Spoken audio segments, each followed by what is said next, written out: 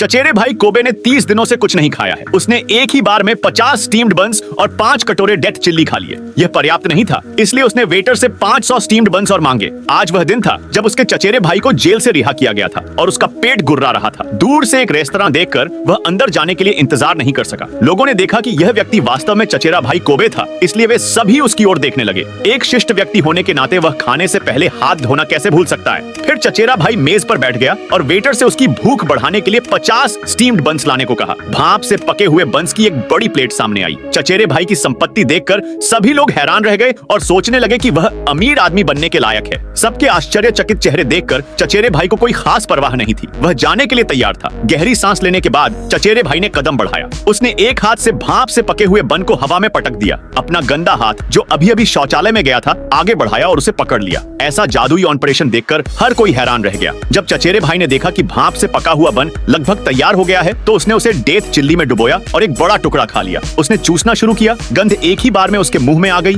और खाना खत्म करने से पहले उसने अपने दूसरे हाथ में भाप से पका हुआ बन अपने मुंह में ठूंस लिया और फिर एक डेथ चिल्ली खा ली। लेकिन चचेरे भाई ने भाप से पका हुआ बन फिर से पटक दिया। हर कोई उसके खाने के अजीब तरीके से आश्चर्यचकित था, लेकिन चचेरे भाई को इसकी आदत थी और उसे इसकी परवाह नहीं थी कि लोग उसके बारे में क्या सोचते हैं। उसने 50 वर्षों से बंद करके रखी गई नमकीन मछली उठाई और एक ही बार में बहुत अधिक खाने के डर से सावधानी से उसका एक छोटा टुकड़ा खाया। चचेरे भाई ने इतना जमकर खाया कि सभी दंग रह गए और तीखेपन के कारण चचेरे भाई का पसीना दोगुना हो गया। उसने यही ऑपरेशन 10 बार दोहराया और चचेरे भाई ने 500 स्टीम्ड बन खा लिए और पूरे दोपहर तक वह इसी तरह खाता रहा। उसने आखिरी भाप से पका हुआ रोटी उठाया, उसे गूंधा, उसे उस मिर्च में डुबोया जिसे उसने कसकर रखा था, उसे अपने मुंह में डाला और धीरे धीरे चबाया और फिर मछली की हड्डी को भी नहीं छोड़ा और मिर्च के तेल के आखिरी टुकड़े को भी छाटकर साफ कर दिया। जब उसने दरवाजे की ओर देखा तो वहां पहले से ही सैकड़ों दर्शक खड़े थे। लोग अचानक खुशी से झूम उठे क्योंकि वह आदमी इलाके का सबसे पेटू व्यक्ति बन गया था और उसे भोजन के देवता की उपाधि दी गई थी।